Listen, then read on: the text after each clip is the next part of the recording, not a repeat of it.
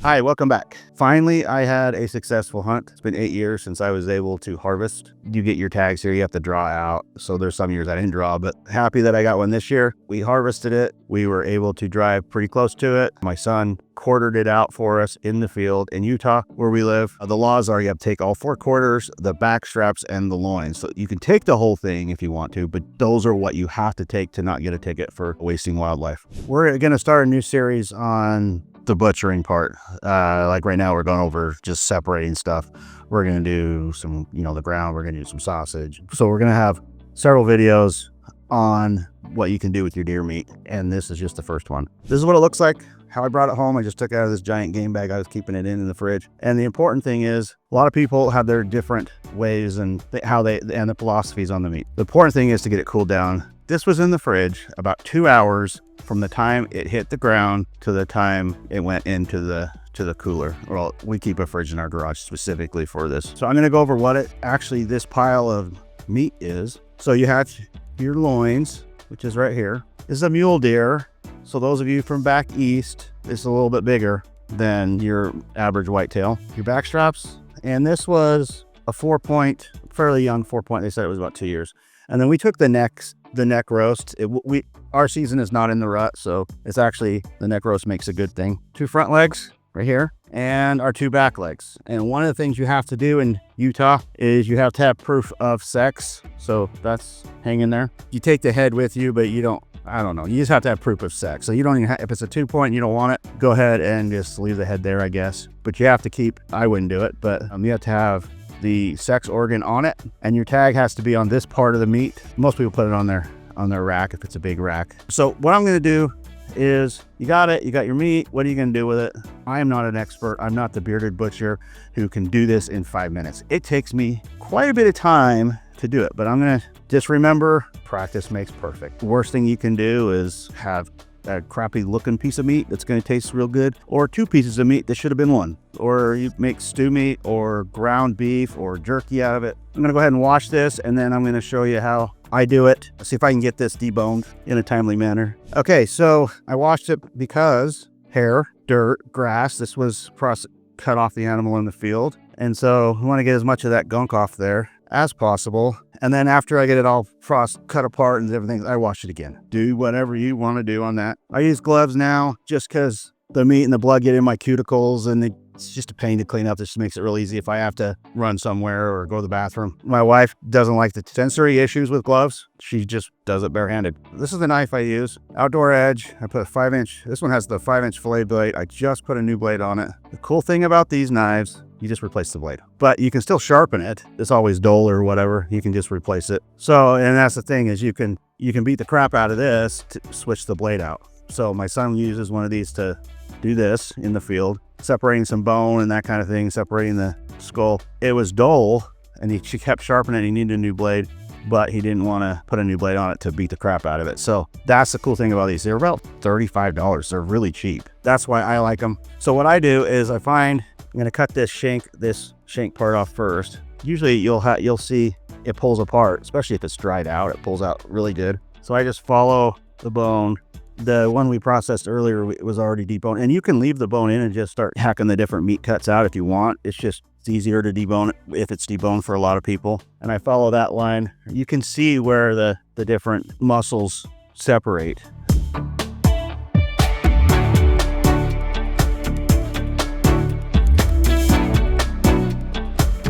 Yeah, once you get it to this point, it's been cooled down for a couple hours minimum. Some people like to debone it right away.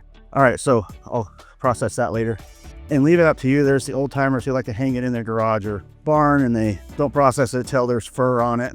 So it just depends on how they age it. There's dry age, people will dry age them. The biggest thing is get that cooled down. So we got the ball here, and the other end of that is here. So what I'm going to do is cut along the side of the bone in here, and I'm just going to keep cutting along the side of it. But the important thing here is don't be afraid to do it. You're not going to ruin the taste of anything. And in a survival or prepper situation, you would probably be just hunking chunks off of it. It wouldn't matter. When we first started out, we take the whole deer home, we hang it in the garage. My son would skin it, and he would take different parts off and hand it to us as we processed it. we'd all just stand up. We had this table, a couple old dryers, talk about redneck. So he'd hand us a leg and we would just start cutting on the leg and cutting everything off. And then when we were done, we would either throw it to the dogs, or if they had enough of that, because some years we'd have 2 or 3 deer, we would stick it in the back of the truck, take it up the canyon, and feed it to the coyotes. And that's what they would rather have you do than throw it in the landfill, because then at least the wildlife get to eat it. They say you can leave the guts, the rib meat, you know, and the neck meat if you want to.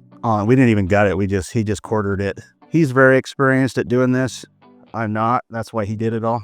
Now, when I got into hunting, I didn't shoot my first deer till I was 41 years old. I got into hunting because my son was really into hunt. He was from a young age, fishing, hunting, trapping. He wanted to be Jeremiah Johnson when he was little, basically. I got into hunting to spend time with him and teach him basically to be a man. And he far surpassed anything. In fact, we took our hunter safety together. He was 13. In Utah, you have to be 16 to be able to hunt alone, yeah? So for 14 and 15, he couldn't hunt without us. And so we would take him and do that. But since then, he's 25 now.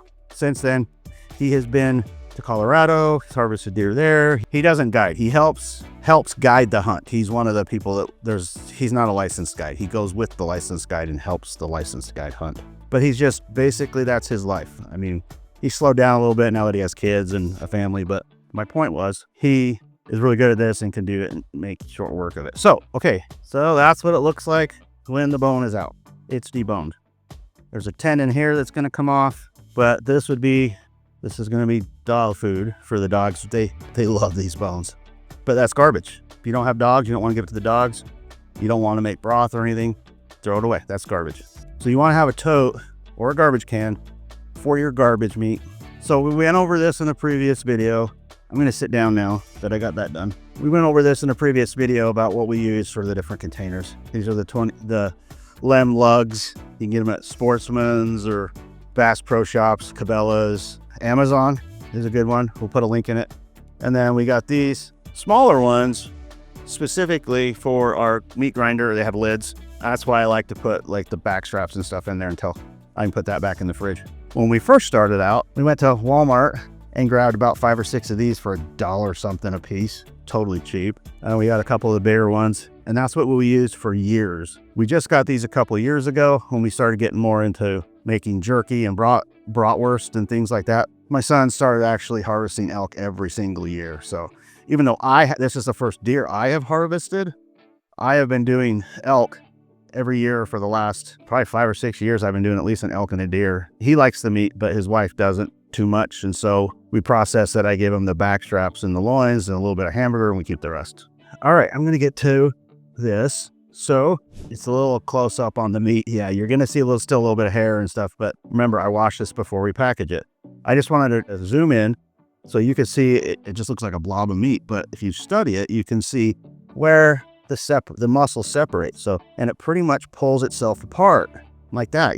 Some of these cuts, you don't even really need a knife. I want to show you this right here that I am cutting out. I think this is the top round or something. I don't know what they're called, but see how it just slides off like that, and it's just, you just follow the muscle group, silver skin, the fat, and that's a roast right there. I don't know what it's called, but this right here is what I wanted to show you. This is your gland. You want to cut that out, as Joey would say. Cut that out. Uncle Joey. You want to remove that. There's a gland right there. I kind of sliced it, but none of the stuff came out of it. So you want to make sure that's cut out. It's hard, but if you don't know what's there, it just looks like fat. And that is garbage. Don't give that to the dogs. Depend on your school of thought on fat and things like that, especially with deer. I will go over that real quick. So let's do this piece of meat here. This stuff right here is called silver skin. It's a tissue. Every mammal has it. It's a lubrication of your muscles, the different muscles as they move. But it's really tough to eat. I mean, you can eat it. It's fine. It's just a little chewy. But it really makes the eating experience not very enjoyable, especially if you're not one that likes game meat. So you want to cut that out. And you can grind it. Like this one will just go in my hamburger pile. And we'll just grind it like that, and it's not an issue. If there's enough silver skin in there, it gets wrapped around the auger, and it doesn't even make it into the meat. So what I like to do is these big chunks of fat that would be normally gristle on a beef, a piece of chunk like this is really good. If you just throw this in a crock pot or something and you have fat like this on it, that's where you get that gamey taste that people object to when it comes to deer. And so I'm not even going to give that to the dogs. That's just do what you want. If you want to render it down to deer tallow, whatever, I mean, you be you. I actually had a really clean shot. This is the first deer that I have shot that I will be able to do a European mount on, because I have always blown the antlers off the deer. That being said, I've only shot 3 deer. But the first one, I got sick of tracking it because I pulled the shot and I just shot it in the back of the head to put it out of its misery. The second deer I shot 330 yards. And yeah, this one was a perfect textbook shot. This one was shot with a 6.5 Creedmoor, or as some people call it, the 6.5 Needmore. I've used a 30-06, and my first deer I took with the Model 99 300 Savage. It all gets the job done. It's whatever you like. Anyways, so I just go through, I cut this off, the silver skin out. The silver skin, I'm not going to say that is going to be garbage. Any of the meat that's small and has a little silver skin or a little bit of fat on it, I'm just going to throw that in the grind pile. But with this, a fairly decent sized roast, by the time I trim all the silver skin out, it's not going to be that big.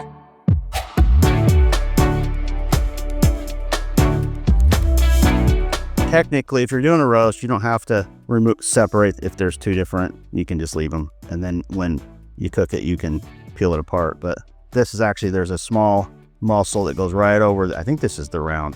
And then this is going to cut off right here, and then you're just going to have this part right here as the actual whatever. Like I said, I'm not a professional. If you want to have technical names and get all that, Bearded Butcher is awesome to watch. And they'll do what I just did in about a half hour and 5 minutes. So if I was going to fry this cut up for some steak and eggs, I would clean it up a little better, but that is clean enough to run through a grinder. Do whatever you want with that. And the thing about it is too, whether it's a deer or an elk, it's the same anatomy. So I try to get as clean as I can along the line so that I don't have to waste any silver skin or anything like that, trying to get it off. This would make some really good sliced jerky, pulled pork, or not pulled pork because it's obviously venison, but cheese steak or something. And if you do the different bins like I do, it takes up quite a bit of space. And then I always have a garbage can right here. I have it next to me so that I can always just it's always clean, new bag, open top. And that way when I get done, I clean up, I just close the bag, take it out to the garbage, and I don't have to worry about flies or anything like that. Perfect thing of silver skin here. So that's the kind of stuff you want to clean off. We first started, I wouldn't put a piece of meat in there if it had any slime or any, even for our ground, just because I was so afraid of having any kind of gamey taste for the kids. I didn't want to turn them off. Well, game meat. When I was a kid, we had a neighbor give us some deer meat, and it was super gamey. And for a long time, I wouldn't eat it. And when you do anything you make into jerky, so if you're going to do the grind, you're doing the ground jerky or you're doing the sliced jerky, you want as much fat as you can cut out of it, because the fat is once you dry it, the fat is what's going to determine how long of shelf life it's going to have, because the fat is what's going to make it spoil a little bit.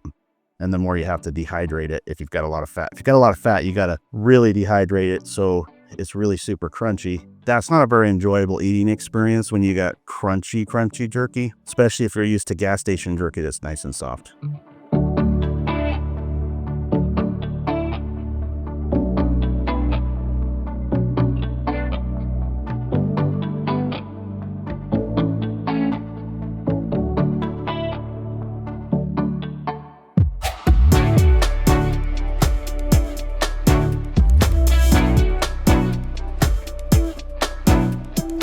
Like I said, just follow the muscle groups. It can be a little intimidating the first time you do it. Don't worry about that. And it has to be ground instead of make a steak or a roast. With deer, a lot of people just grind them up anyways. So if you're doing a ground up deer, it doesn't matter. Just cut it up, get all the fat out of it.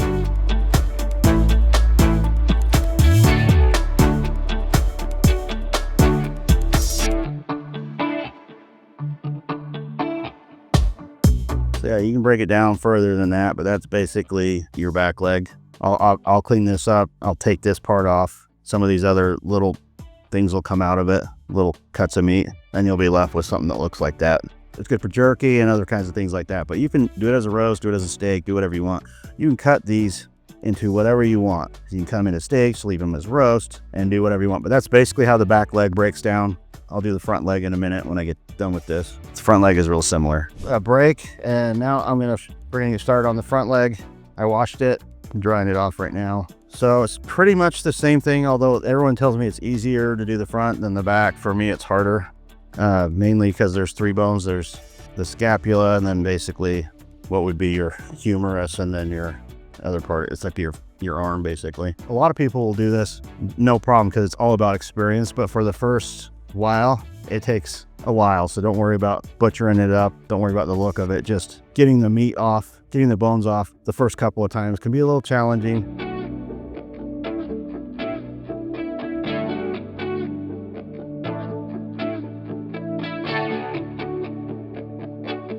Now, if you watch the bearded butchers, it's just, and it's done. Like I said, when you have a lot of experience doing something, you can get it done really quick. So don't be frustrated when it takes you 10 minutes to get this freaking bone off. It'll go easier the next time you do it. And then I'll show you why it's kind of a pain sometimes to find out where to cut around. So just like our knees, it has a bunch of cartilage and everything to cut through, but the bone has a little notch for your, what would be the femur.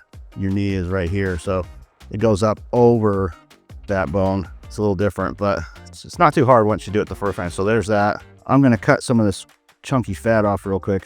It's a little easier sometimes to get to the bone. Let's see here. So you got this, your scapula is here, and it comes down into this bone here, and this goes over to where the scapula ends. On the animal, the scapula is just held on by ligaments, so it's real easy to get off the animal, and it's got this skirt of meat over all the muscle, so sometimes it's easier just to cut through it all.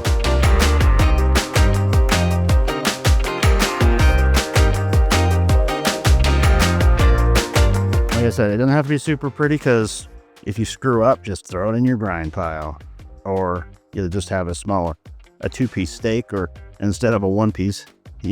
Don't be too hard on yourself. It takes these guys that do it online, and they are super good at it. They've been doing it for years. Yes, I've done it for a little bit, but not like 30 years like a lot of these people. I didn't start hunting till I was 41. I didn't start doing this till, well, I'm 51 now, and we started doing our own stuff about 8 years ago. So I didn't get real into like deboning or anything until like 2 years ago. I was finally told, you're supposed to do it this way. And so I'm practicing the way they tell me to do it. So now if you're in the field, you're on a hunting trip and you're in the field and you have a cooler, you would do this and throw it in your cooler and get it off the bone and transport just the meat. Some parts of the country, you take the whole animal into the processor. In other, where we live, you can do that, but you better gut it. But like elk and things like that, some of the bigger animals, they'll pack out. That's basically all you do, is you just follow the line of the bone and cut along it. You'll get better at it. But like any prepping skill or survival skill, practice makes perfect. So if you're not a hunter or butcher your own animals, it's going to take the learning curve is pretty big. Normally, if I wasn't doing the video, I would probably just cut a lot of the junk meat off, what I consider junk meat. It's because in the front, there's kind of a lot of layers meat there, like a skirt, hence skirt steak, but that you can just cut off real quick and discard. But I wanted to see if I could get the whole thing this time. And you're gonna have to cut around that knuckle again on this bone. That would be the femur. It's kind of like a Tom and Jerry bone from the cartoon Tom and Jerry when I grew up. So then all we have left is finishing getting this scapula off, which it's almost done. Now I just have to cut down the side of it. So on the bottom, again, this scapula has a head on it, just like for that ball of that. I'm stating the obvious here. That's your scapula. A lot of people can do it cleaner. I'm not too worried about it because it's not going to waste. If I didn't have dogs, I would scrape all this off, put it in my grind pile, but I have dogs and they'll get a couple good days of good meals out of that. So this is what it looks like, all deboned. Okay, now we're gonna go through, we'll start cutting some things apart. So like I said earlier, just follow the lines of the silver skin and where it falls apart to cut your stuff. So it's a little less obvious right here the way I have it because I didn't cut that skirt off, but there's a layer that goes over it that when you cut it off the animal, a lot of times you can cut higher up onto the shoulder and around. And so there's this big flap of skin, and a lot of times that will come with the front leg. And I'm not sure, I didn't cut this off the animal. I'm not sure how high he went up, but there is a little bit of that on there. I'm not sure if there's a gland in the front or not. And the reason why is because everything that's big and white like this, I just cut it off.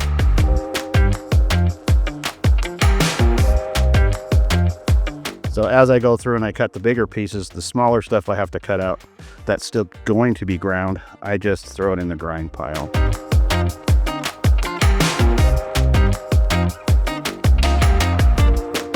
Sometimes the effort to get the fat or to get that cut out isn't worth it, and you'll make that judgment for yourself. With it being on the outside of the animal and stuff, I usually just throw this away, like, because this part usually gets nasty from being in the dirt and wherever, and it's just hard to clean up. But there's not a lot of meat there, but if you were being meticulous and you wanted every scrap of meat, you just scrape along that and do that. Now, for me, the effort isn't worth it. It's only maybe an ounce or two of good meat. But there are some smaller cuts that I would do, and I would take the time to scrape off the fat. So I don't do that on everything that's like that. I want to show you something real quick too, where the way I took it off, I'm not sure where that cut is, but the front, if you've ever heard of the flat iron steak that you can get, they're really good cuts. This meat that goes here on the scapula is your flat iron steak. There's two there. There's a piece of silver skin that separates them. On a deer, I just throw it in the grind because it's so much effort for such a small and thin steak. If you're really good at getting that silver skin off, it's a good piece of meat. It's really super tender. Beginning in November, Halloween, I'm to the point where I just cut it up and I'll throw it in the grinder. I don't care what piece it is, just because I'm so sick of doing stuff. But this year, I only got the one animal. My son got a big elk, but he deboned it and threw it in the freezer and hasn't decided. I think he's gonna take it to a processor and have the whole thing made into jerky, so I don't have to do it.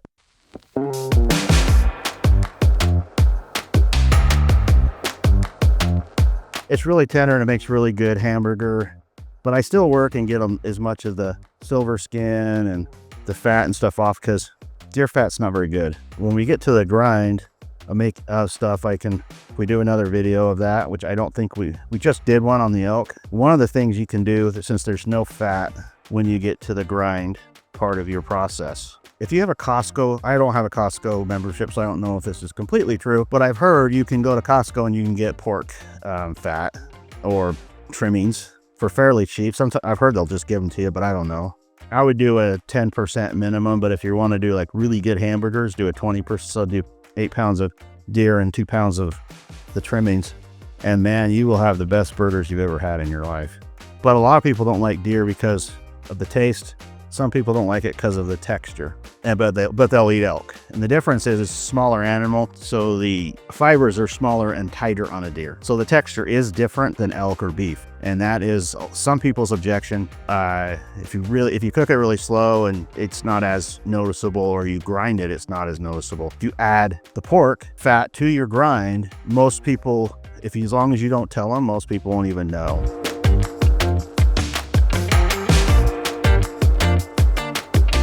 Like I said, most of that front leg almost always goes into grinding just because it's so much silver skin and things for me. We use a lot of ground, so it kind of beefs that up. But I wanted to show, we did talk about the flat iron steaks, and so I wanted to show you a little bit.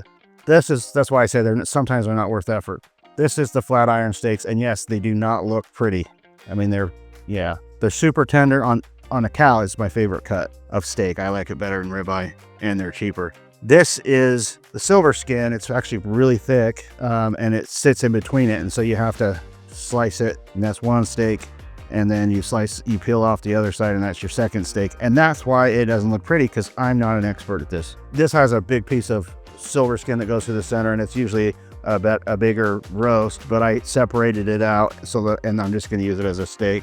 This is my grind pile, so I don't clean up my grind as much as I would if I was going to be a steak or something, like I said earlier. But all this is going into grind, or like this one here, if I cleaned it up, it'd make a perfect thin steak.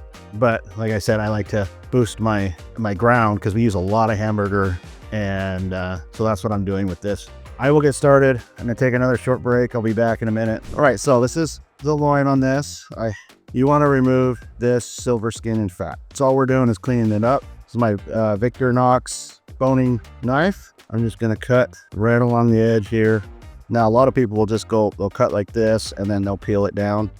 You can definitely do that, whatever works for you. Under this back, there is a layer of silver skin. I'm trying to get both at the same time. We'll see how it works. And then I just take the knife and run it down the edge. And sometimes it goes really fast and sometimes it doesn't. It just depends on how smooth, well, how sharp your blade is. You can do it in sections. Sometimes we'll just cut it like this and then just do each section separately. But a lot of times I just try to do it all at once.